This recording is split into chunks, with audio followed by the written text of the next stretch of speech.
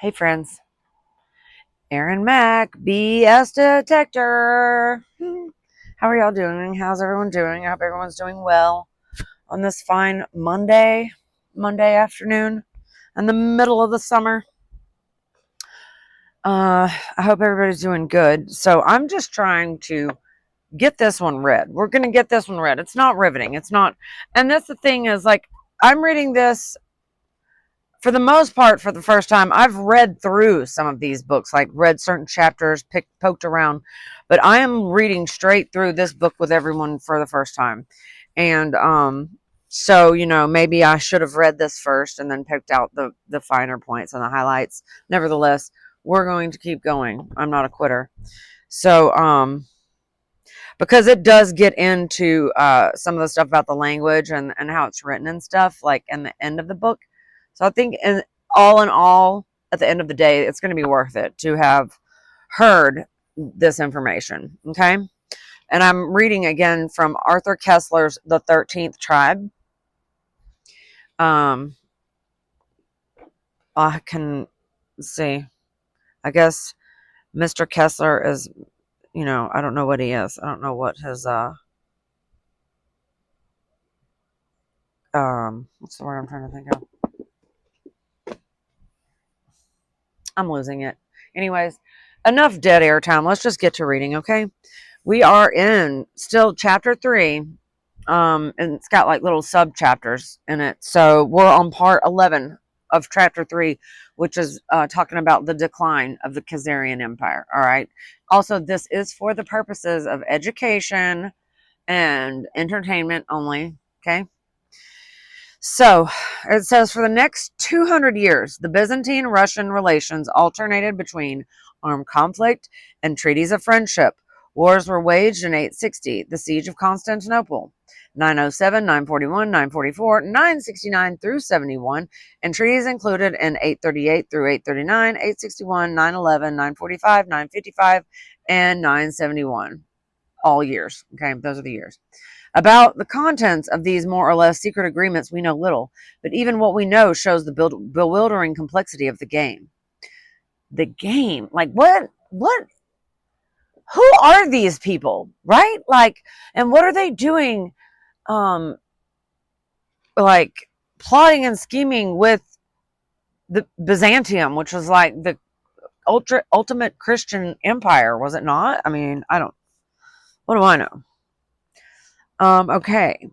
And it's called a bewildering complexity of the game. I'm sorry. So a few years later, after the siege of Constantinople, the Patriarch Photius, still the same, reports that the Rus sent ambassadors to Constantinople and, according to the Byzantine formula for pressurized proselytizing, quote, besought the emperor for Christian baptism, end quote, as Barry comments. Quote, we cannot say which or how many of the Russian settlements were represented by this embassy, but the object must have been to offer amends for the recent raid, perhaps to procure the deliverance of prisoners.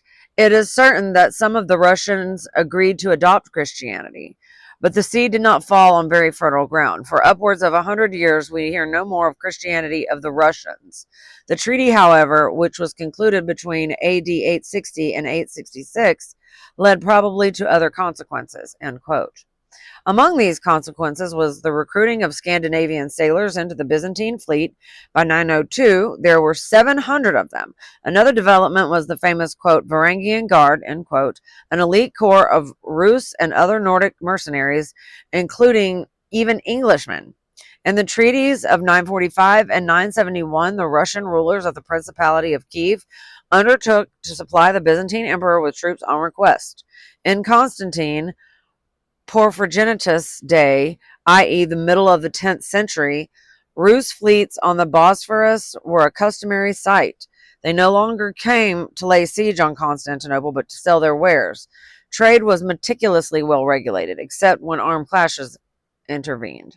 According to the Russian Chronicle, it was agreed in the treaties of 907 and 911 that the Rus visitors would enter Constantinople through one city gate only, and not more than 50 at a time. escorted by officials that they were to receive during their stay in the city as much grain as they required, and also up to 6 months' supply of other provisions, and monthly deliveries, including bread, wine, meat, fish, fruit, and bathing facilities if required. To make sure that all transactions could be nice and proper, black market dealings in currency were punished by amputation of one hand. Wow. Nor were proselytizing efforts neglected as the ultimate means to achieve peaceful coexistence with the increasingly powerful Russians.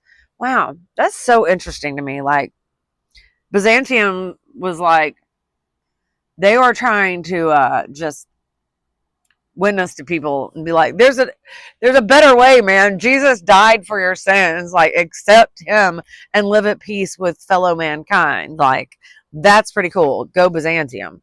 Anyways, okay. I love reading stuff like this. It's like so interesting to see what's really been happening here. Anyways, okay. So, but it was a hard going. According to the Russian Chronicle, when Oleg Recent of Kiev concluded the Treaty of 9/11 with the Byzantines, quote, the emperors Leo and Alexander, joint rulers, after agreeing upon the tribute and mutually binding themselves by oath, kissed the cross and invited Oleg and his men to swear an oath likewise.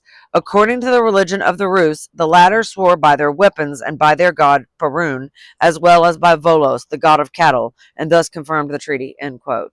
Wow.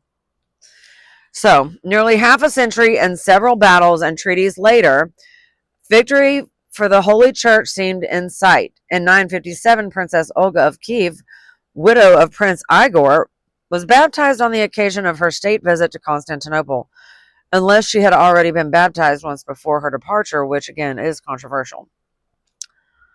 The various banquets and festivities in Olga's honor are described in detail in De Ceremonis,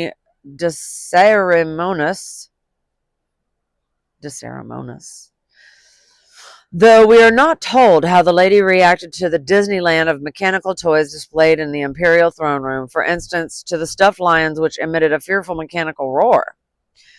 Another distinguished guest, Bishop Luprind, recorded that he was able to keep his sang-froid only because he was forewarned of the surprises in store for visitors.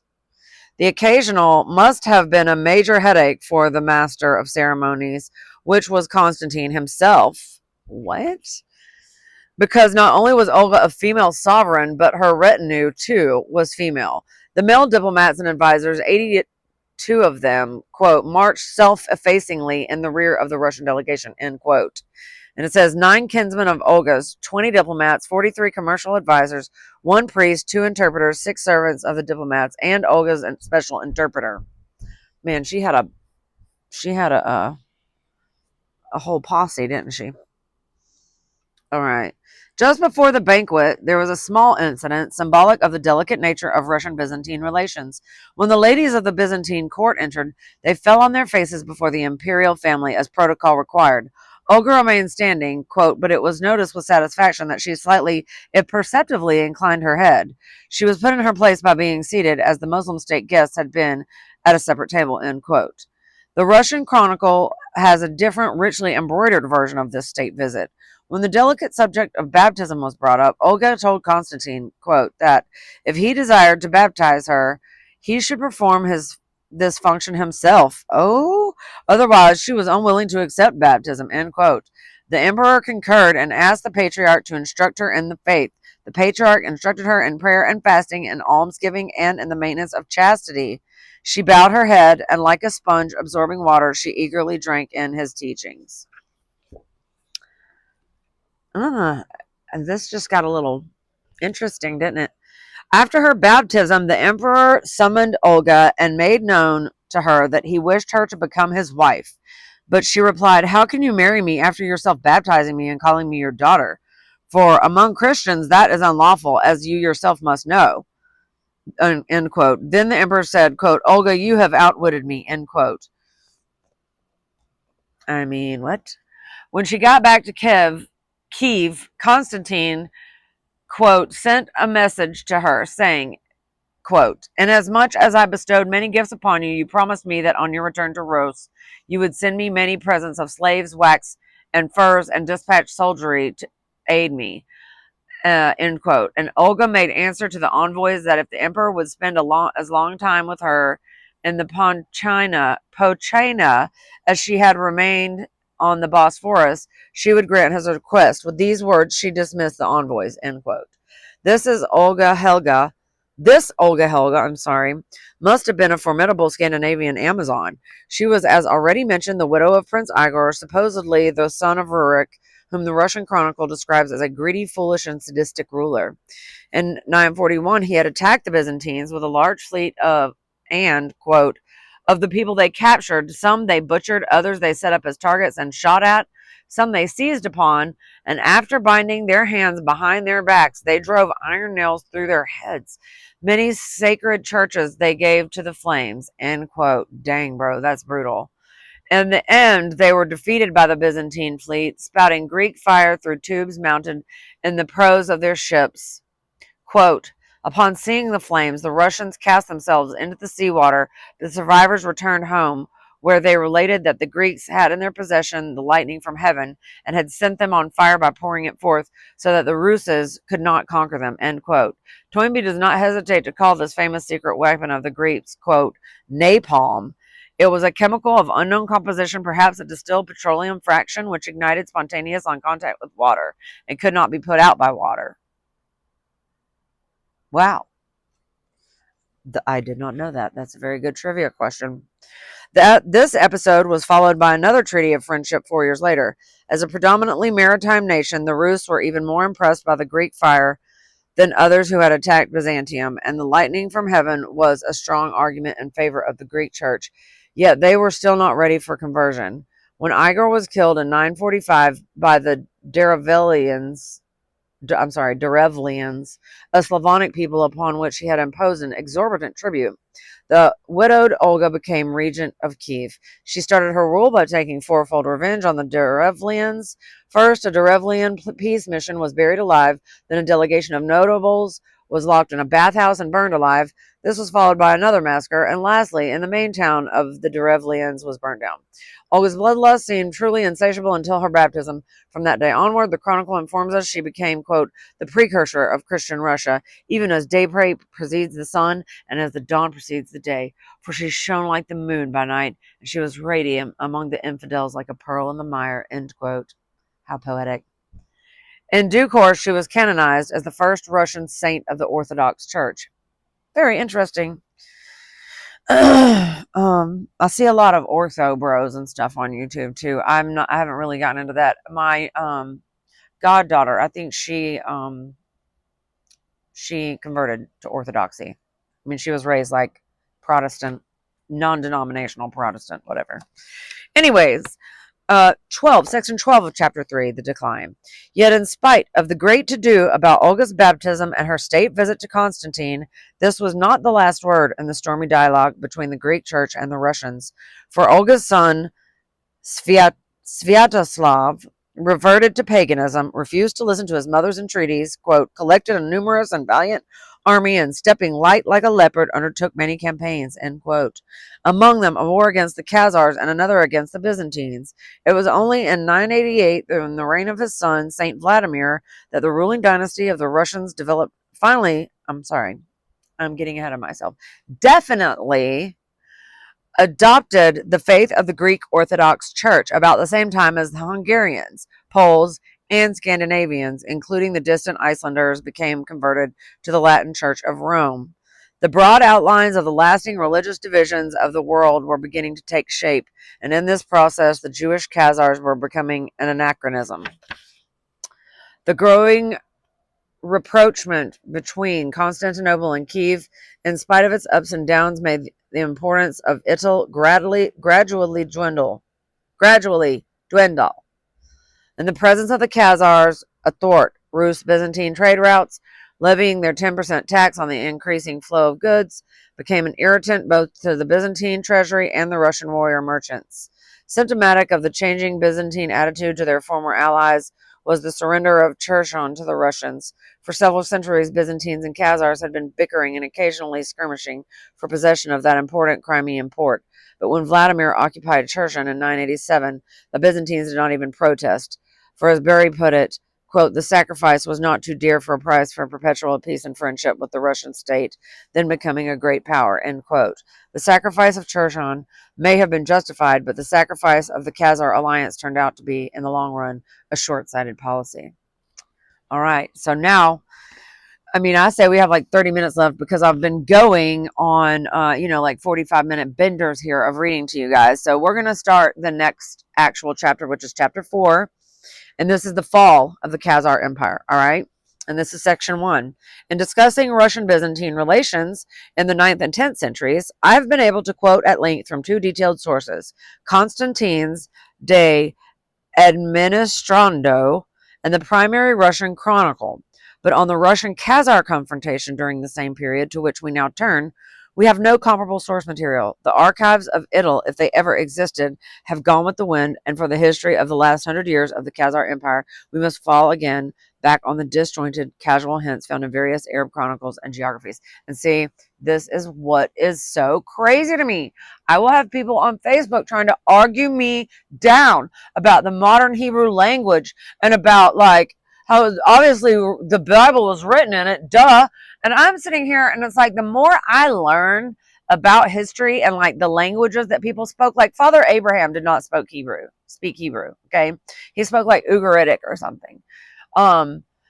There's really not much evidence of Hebrew going back into antiquity. There's just not. I mean, so, like even with the Bible, all right, the first full Hebrew account of the Old Testament is 1,000 years older. I mean, I'm sorry, 1,000 years younger.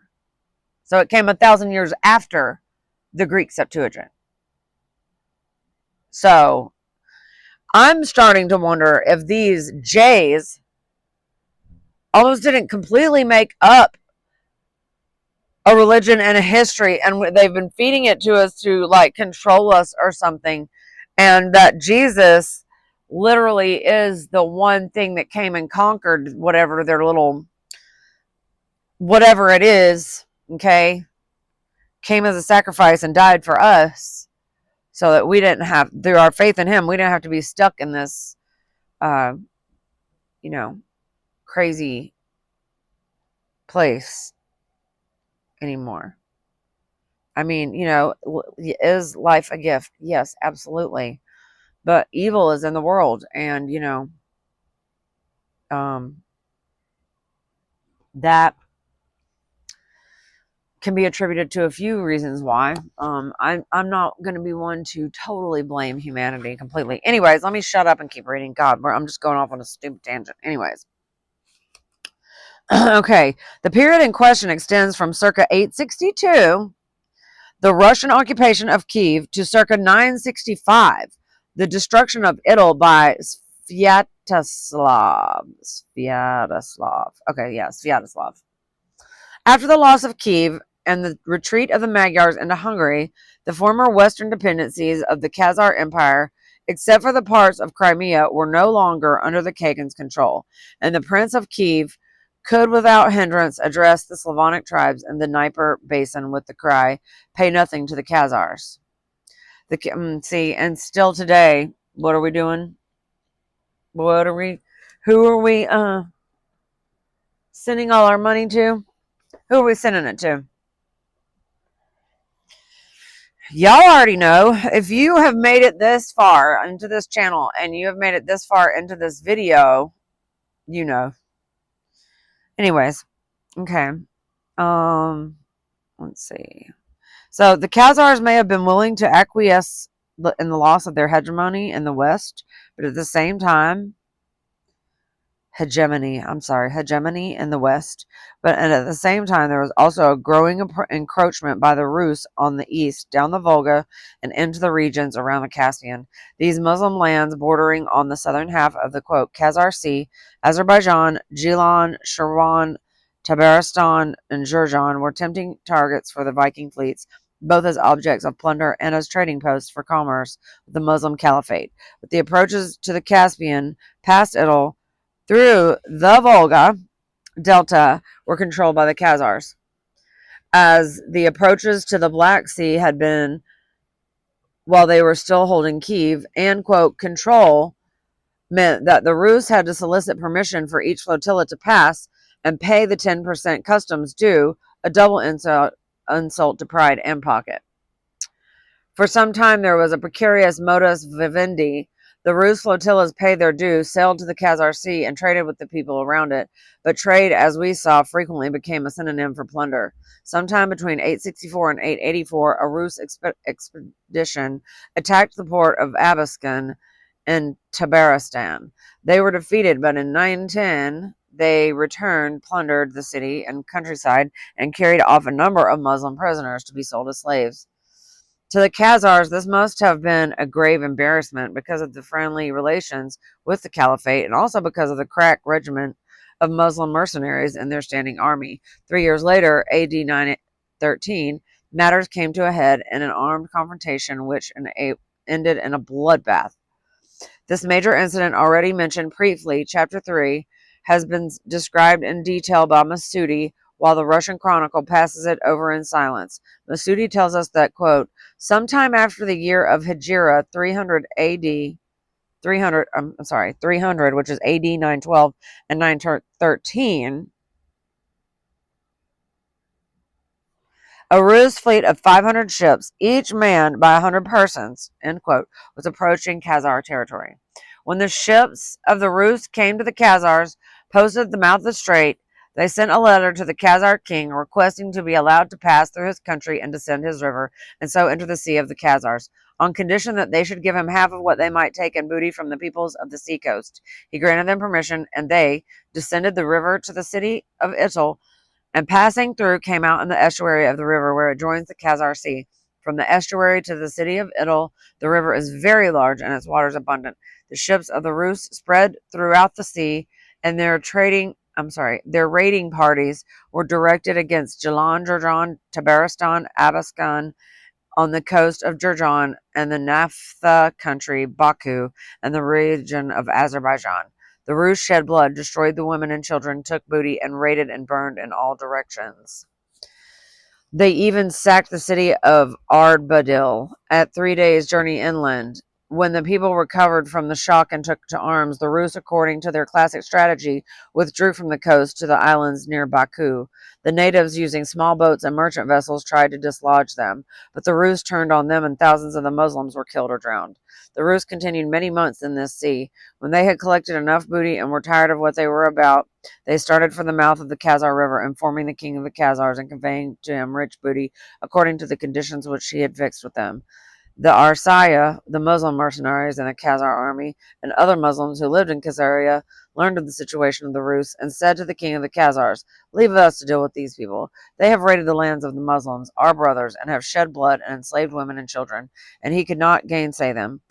So he sent for the Rus, informing them of the determination of the Muslims to fight them.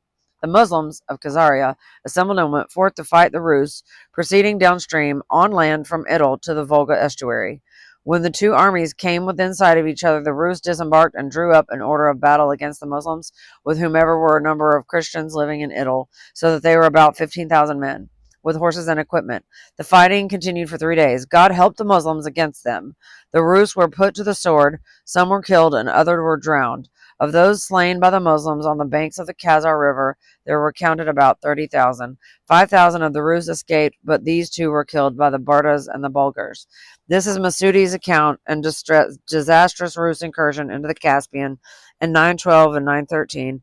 It is, of course, biased. The Khazar ruler comes out of it as a double-crossing rascal who acts first as a passive accomplice of the Rus marauders and then authorizes the attack on them, but simultaneously informs them of the ambush prepared by, quote, the Muslims under his own command.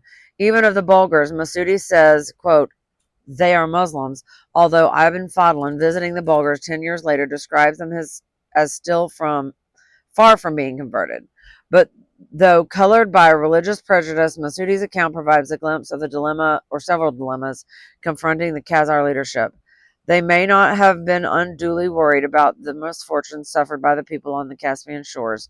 It was not a sentimental age. But what if the predatory Rus, after gaining control of Kiev and the Dnieper, were to establish a foothold on the Volga. Moreover, another Rus raid into the Caspian might bring down the wrath of the Caliphate, not on the Rus themselves, who were beyond its reach, but on the innocent, well, nearly innocent Khazars.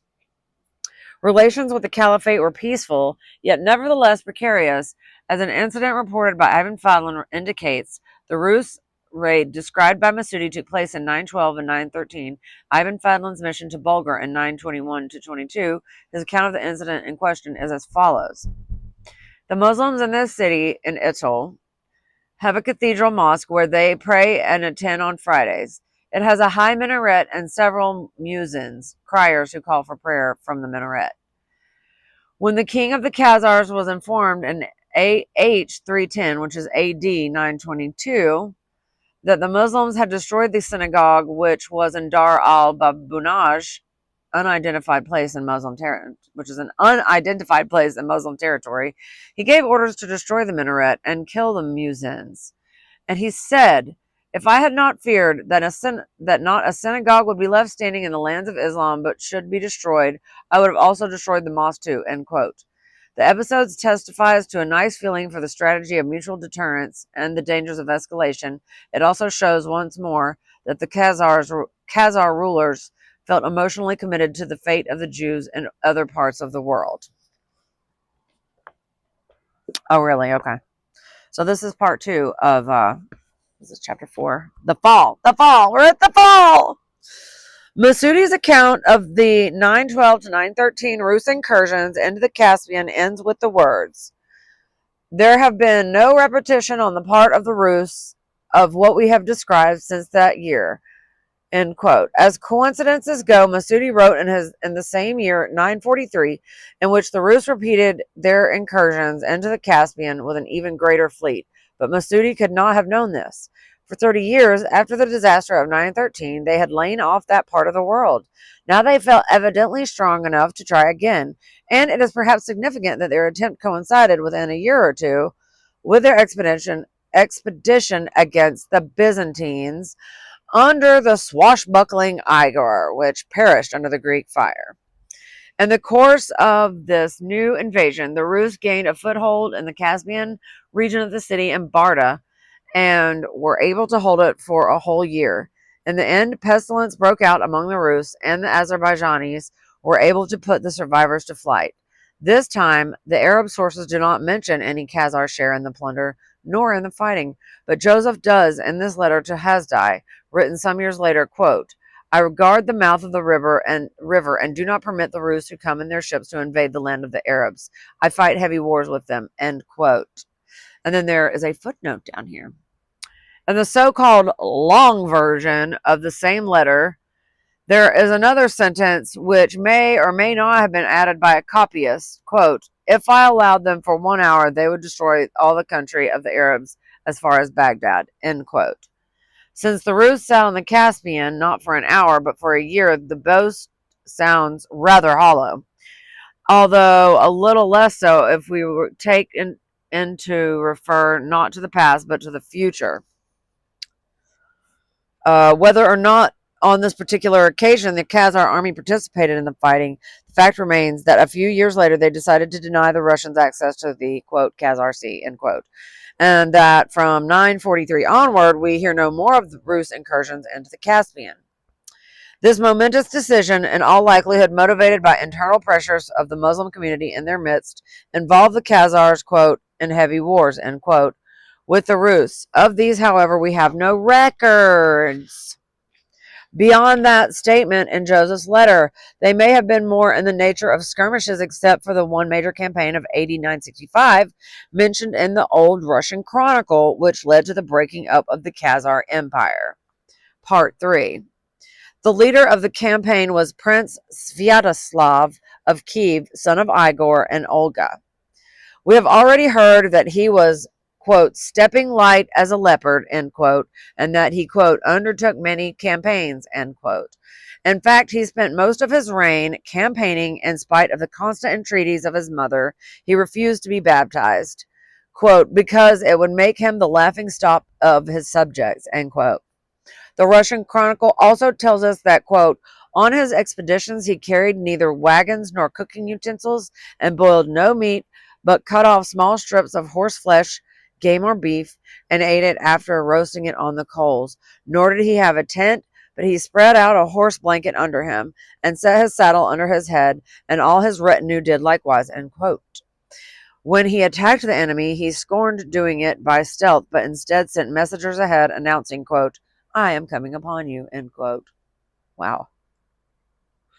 That's kind of brutal. To the campaign against the Khazars, the chronicle devotes only a few lines in the laconic tone which he usually adopts in reporting on armed conflicts. Sviatoslav went to the Oka and the Volga, and on coming in contact with the Viaticians, a Slavonic tribe inhabiting the region south of modern Moscow, he inquired of them to whom they paid tribute. They made answer that they paid a silver piece per plowshare to the Khazars. When they, the Khazars, heard of his approach, they went out to meet him with their prince. The Kagan and armies came to blows. When the battle thus took place, Sviatoslav defeated the Khazars and took their city of Biela Vieza. Now Biela Vieza, the White Castle, was the Slavonic name for Sarkol, and famed Khazar fortress on the Don. But it should be noted that the description of Ityl, the capital, is nowhere mentioned in the Russian chronicle, a point to which we shall return. The chronicle goes on to relate that Sviatoslav, quote, also conquered the Yazians and the Karugians, end quote, or the Ossetians and the Circassians, defeated the Danube Bulgars, was defeated by the Byzantines, and on his way back to Kiev was murdered by a horde of Pechenegs. Quote, they cut off his head and made a cup out of his skull, overlaid it with gold, and drank from it, end quote. Brutal. Several historians have regarded the victory of Sviatoslav as the end of Khazaria, which, as will be seen, is demonstrably wrong. The destruction of Sarkol in 965 signaled the end of the Khazar Empire, not of the Khazar state, as 1918 signaled the end of the Austro-Hungarian Empire, but not of Austria as a nation. Khazar control of the far-flung Slavonic tribes, which we have, as we have seen, stretched to the vicinity of Moscow and now come to a definite end. But the Khazar heartland between Caucasus, Don, and Volga remained intact. The approaches to the Caspian Sea remained close to the Rus, and we hear of no further attempt on their part to force their way to it. As Toynbee pointedly remarks, quote, the Rus succeeded in destroying the Khazar steppe empire, but the only Khazar territory that they acquired was Mutorakan on the Taman Peninsula facing the Crimea, and this gain was ephemeral. It was not till halfway through the 16th century that the Muscovites made a permanent conquest for Russia of the river Volga to the river's debouchure into the Caspian Sea. End quote. Part 4 of Chapter 4, The Fall. After the death of Sviatoslav, civil war broke out between his sons, out of which the youngest, Vladimir, emerged victorious. He too started life as a pagan, like his father, and he too, like his grandmother, Olga, ended up as a repentant sinner, accepted baptism, and was eventually canonized. Yet in his youth, St. Vladimir seemed to have followed St. Augustine's motto, Lord, give me chastity, but not yet. The Russian chronicle is rather severe about this. Now, Vladimir was overcome by lust for women.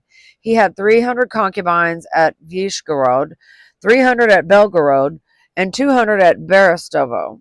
He was insatiable in vice. He even seduced married women and violated young girls, for he was a libertine like Solomon.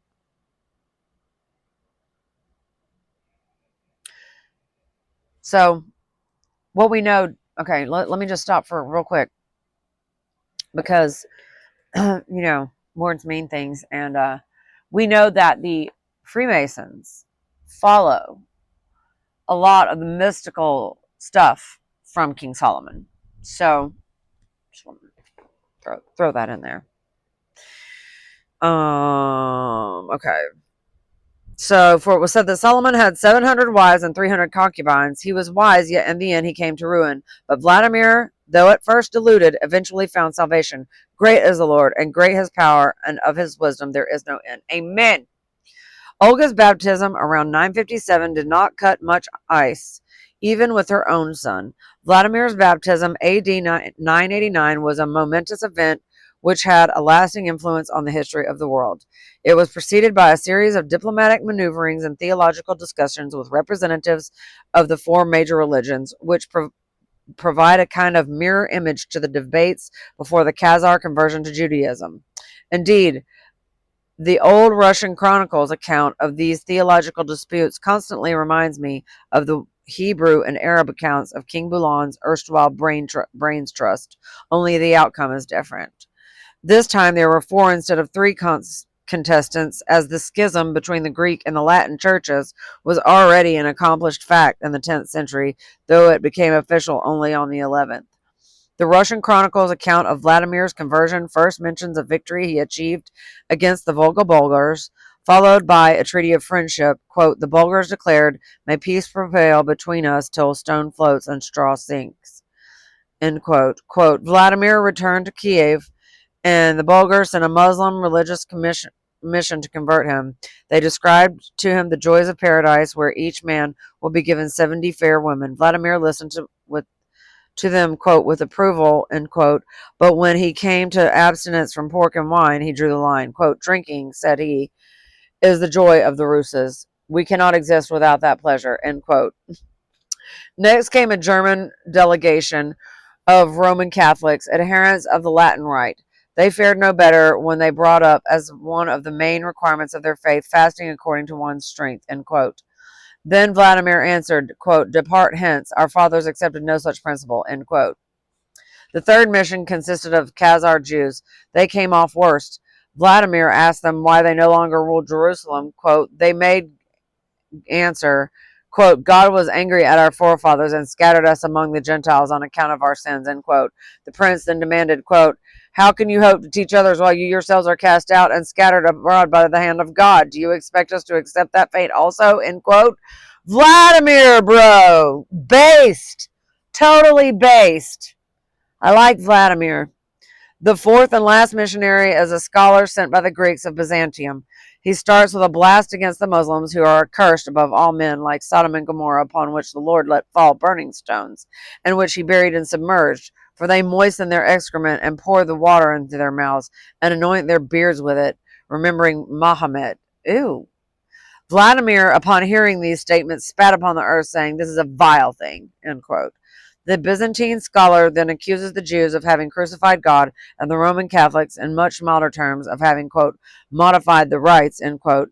After these preliminaries, he launches into a long exposition of the Old and New Testament, starting with the creation of the world. At the end of it, however, Vladimir appears only half convinced, for when pressed to be baptized, he replies, quote, I shall wait yet a little longer, end quote. He then sends his own envoys, quote, 10 good and wise men, end quote, to various countries to observe their religious practices. In due time, the Commission of Inquiry reports to him that the Byzantine service is, quote, fairer than the ceremonies of other nations, and we know not whether we were in heaven or on earth, end quote. Millennial Kingdom, it's giving Millennial Kingdom vibes. Byzantine Empire. Jesus already came back. I'm just saying, bro. I'm just saying. But Vladimir still hesitates, and the chronicle continues with a non sequitur. Quote, after a year had passed, in 988, Vladimir proceeded with an armed force against... Hold on. Okay. Just want to make sure that I didn't skip a page. Okay, quote. After a year had passed in 988, Vladimir proceeded with an armed force against Cherson, a Greek city, end quote. We remember that control of this important Crimean port had been for a long time contested between the Byzantines and the Khazars. The valiant Chersonese refused to surrender. Vladimir's troops constructed earthworks directed at the city walls, but the Chersonese dug a tunnel under the city wall, stole the heaped up earth, and carried it to the city, where they piled it up, end quote. Then a traitor shot an arrow into the Rus camp with a message, quote, there are springs behind you to the east from which water flows in pipes. Dig down and cut them off, end quote. When Vladimir received this information, he raised his eyes to heaven and vowed that if this hope was realized, he would be baptized. And that's so interesting because I was literally just watching a video last night about all of these fountains that are just like all over the world. That I don't. There's a lot of what's the word I'm looking for? Theories, I guess, maybe hypotheses on what these fountains were used for, because it was obviously more than just like for drinking water. They were like healing fountains for the healing of the nations, I'm pretty sure. I haven't really got into a lot of going into like the millennial kingdom and what I actually believe as far as like biblical eschatology, because I definitely do believe, I believe that all the Old Testament prophecies were basically fulfilled when Jesus returned the second time, which he did. He told his followers in Matthew 24 that those standing there would see him return. And he told the people that pierced him that they would see him return. So, the 70 AD, I'm pretty sure it was like the big final showdown.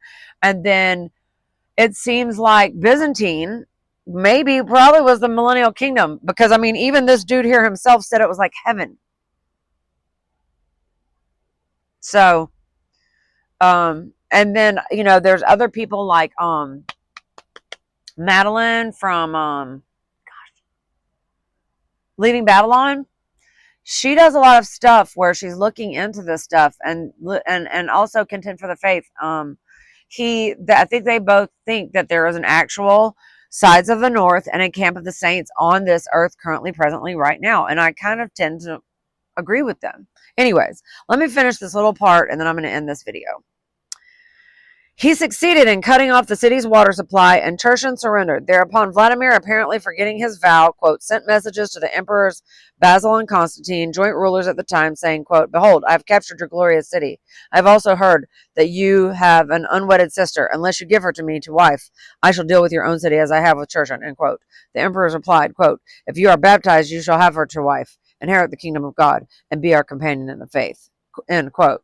And so it came to pass. Vladimir, at long last, accepted baptism and married the Byzantine princess Anna.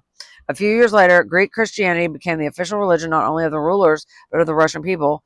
And from 1037 onward, the Russian church was governed by the Patriarch of Constantinople. So, it sounds like we're about to get into the interesting part, like where like Byzantium and stuff is involved. And I just think that that's really cool. Like, I haven't looked that much into Byzantium, but it seems like, if that was the millennial kingdom, like that was probably the best time ever. And like all this old world stuff that we're finding, I want to say is probably of a extension of that. I'm not really sure. It's definitely heavenly, I feel like, in its technology. It's way smarter than what we have now, and it's natural. So anyways, like Cultivate Elevate, I love his channel. I don't know if y'all have noticed, but like I literally drop the names of a lot of channels here. These are the people that have taught me what I know now, and then me reading books, I'm just disseminating what I know. Anyways, and maybe you find this totally boring. Maybe you fall asleep to it. Maybe you want to listen to a book being read with a little bit of interjections every once in a while. I don't know. But I hope that if you made it this far, God bless you, dude, for real. And please like sub to the channel, comment below. I love each and every one of you. I just don't want any of us to be deceived. And that's all, man. I'm just a voice, caca, like out here like, hey, you guys, there's certain people, and it looks like a lot of people are also waking up, which is awesome. And it seems like the human spirit is not going to go down like a little biatch. You know what I'm saying? Like, even with these flock cameras and stuff, okay?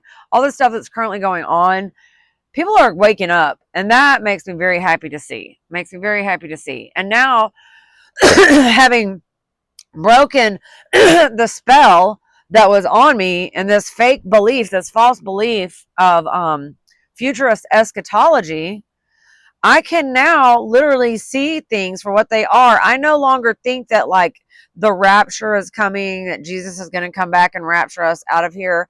I think Jesus already did come back. And I think that we're in probably the short season of Satan that perhaps started maybe around the formation of this particular country, and which is USA. And I think that, that's kind of what my understanding of all of this is that Old Testament is definitely true. Now, I have definitely said that Yahweh is not the Most High, okay? Then I had to figure out, is Yahweh the God of the Old Testament? Or is the God of the Old Testament someone else?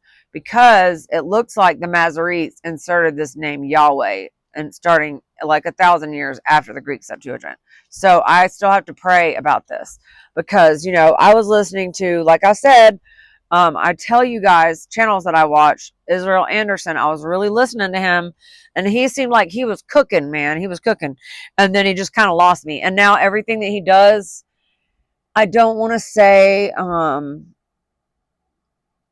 is just kind of bleh, but it's like I feel like I've reached the end of what I can learn from him. He has kind of exposed his hypothesis, but I think where he's going wrong is that he is giving credence to this Masoretic text, and he's actually uh, thinking that it's legitimate, and it's not legitimate. Don't read that. Don't read. Thank God, and then his idea that God, hasn't preserved his word. I think that's a little wild. For a minute I was being kind of cynical and thought, yeah, you're probably right. Like a lot of people have had their hands on this stuff. And sure, a lot of people have had their hands on it, but not enough to the point where people are not still seeking Jesus. So I do think that like maybe perhaps some of what we have now is I don't know, definitely crazy. That's why I feel like the Greek Septuagint and particularly the Breton LXX is far superior than even Lexham, because the Lexham has verses that were like taken out and stuff like that. Anyways, I'm rambling now at this point. I love you guys so much. Let's, pray for me. If you think that I'm in error, I don't want to go against the Most High. I have just been noticing that a lot of people are like putting the name of Yahweh over the name of Jesus. And like, we don't do that, bro. We don't. Jesus is the only name under heaven, y'all. Remember that. Anyways, I love you guys. Thank you for sitting and listening to me read. Have a blessed day.